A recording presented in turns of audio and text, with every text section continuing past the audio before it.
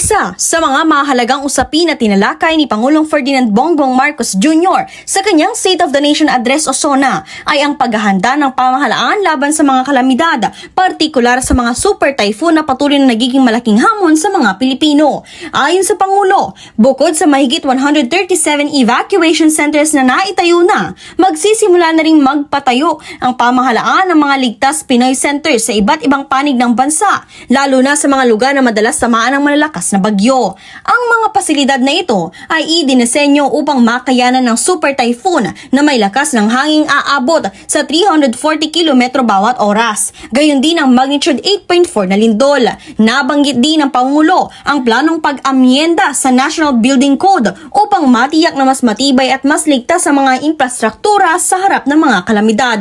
Ganon din dapat ang taas ng kalidad at tibay ng lahat ng pribadong infrastruktura. Ang lahat ng gusali sa ating bansa ay dapat handa at kayang manatiling matatag at nakatindig laban sa anumang banta ng sakuna at kalamidad.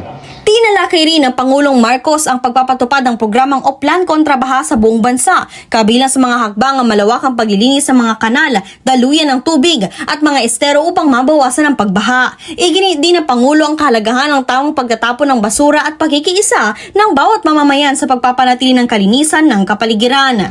One systemic intervention is to update our 25-year-old Ecological Solid Waste Management Act, aligning it with modern waste management practices such as waste-to-energy and waste treatment technology. Samantala, inihag din ng Pangulo na nakapagtanim na ang pamahalaan ng humigit kumulang 18 milyong puno. Layunin din ng administrasyon na makapagtanim ng kabuang 100 milyong puno ng niyog sa buong Pilipinas bago matapos ang kanyang termino.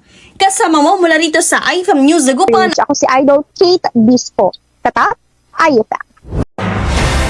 IFM News. IFM News. IFM News.